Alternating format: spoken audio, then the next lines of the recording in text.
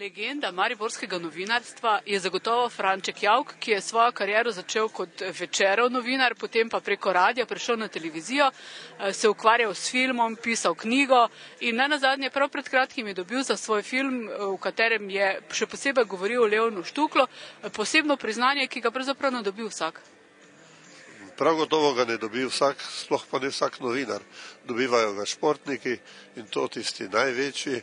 Gre pa za, če se pohvalim, seveda in se lahko, za priznanje Mednarodnega olimpijskega komiteja iz Švice, torej največje olimpijske mednarodne organizacije, in sicer v okviru Slovenske olimpijske akademije in še posebej Slovenskega festivala dokumentarnih filmov Šport in mediji, ki deluje že 7. leto, na čelu katerega je direktor Beno Hvala in ki vključuje seveda vse bivše olimpice in pa seveda funkcionarje Slovenskega olimpijskega komiteja, vsaj nekatere, potem znane športnike in vse, ki se tudi spoznajo na filmsko-športno dokumentaristiko.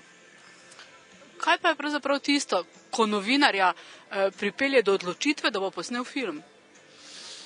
Ja, ta vzgib seveda se pojavi v človeku nenadoma, kot se je pojavil pri meni tam davno, seveda že v 70. letih, ko sem spoznal pravzaprav Leona Štuklja, tega velikana slovenskega in svetovnega športa.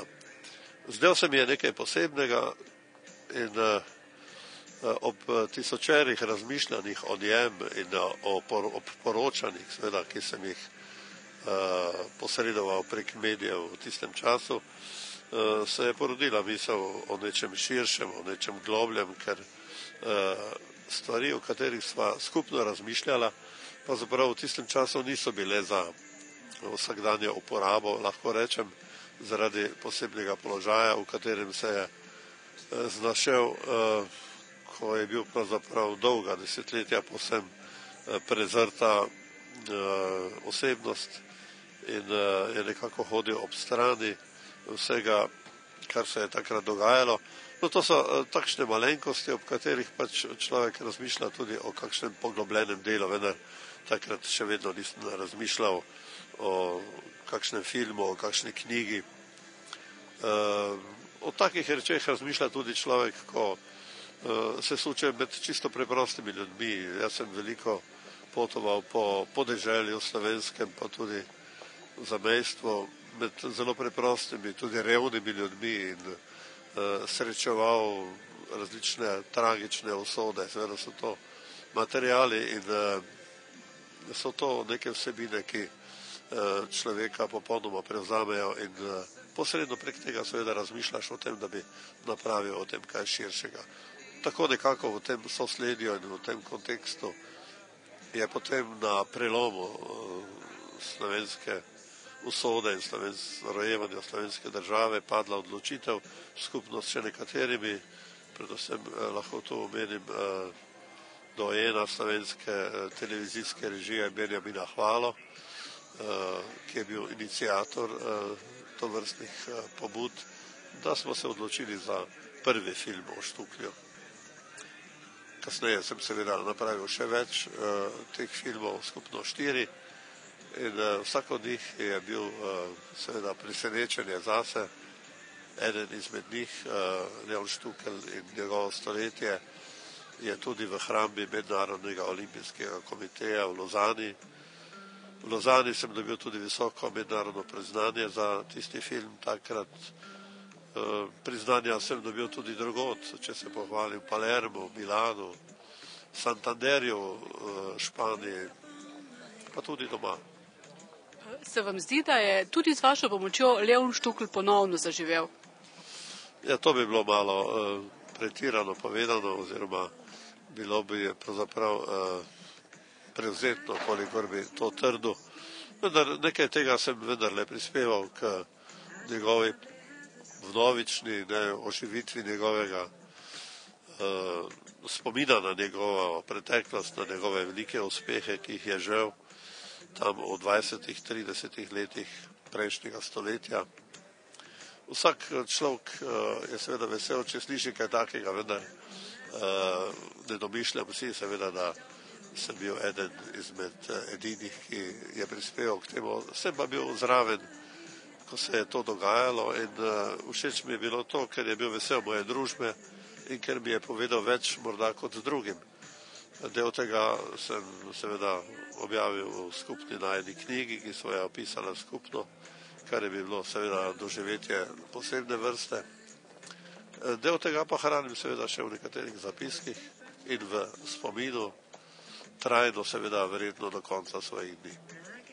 Veliko se sprehajate po Mariboru. Se vam zdi, da Maribor se dovolj dobro spominja na tega svojega športnega junaka? Ja, neke stvari so se zgodile in se dogajajo. Po 90. letu se je v Mariboru marsikaj zgodilo. Nekateri so obštuplo iskali tudi svojo veljavo, svojo afirmacijo, lepoto svojega imena in tako dalje. Veliko je bilo takrat, kot pravimo, prisklednikov, vendar neke stvari so vendarle ostale. Tu imamo trg, imamo neke skulptur. Zadnja je bila odprta v Mariborskem parku, odprl je župan Franc Kangler. Vendar letos je točno pred mesecem dni minilo 110 let, odkar se je Leon Štukelj rodil. Veliko slovesnost so pripravili in so me tudi tja povabili v Novem mestu. Tam blizu je bil rojen. Potem velika slovesnost je bila v Žužemberku, ki se je udeležil celo predsednik države, gospod Türk. V Mariboru takšne slovesnosti ni bilo. Za voljo tega sem malo žalosten. Tam, ko gledam ta spomenik v parku in se sprehajam mimo, tudi tisti dan, 12. novembra, sem šel mimo, bi lahko zapel kakšen majhen zborček, kakšnih otrok, ki so tako radi vedno pričakali njegov obisk, kadar se je oglasil na kateri od šol. Lahko bi kdo rekel kakšno besedo o njem, ampak nič takega se ni zgodilo, čeprav je ta spomenik od Mariborske občine, od sedeža občine mestne, mogoče 3 minute hoje. Smešno, ampak tako je bilo. Če se morda ob tem vrneva še nazaj na to priznanje, kaj vam pravzaprav pomeni? Ja, vsako priznanje, ki pride z nekega iskrenega razloga in ob Leonu Štuklju je seveda razlog jasen. Dobro dene. Če pride iz tujine, še posebej, in če pride iz sedeža Mednarodnega olimpijskega komiteja, potem ima to seveda posebno težo.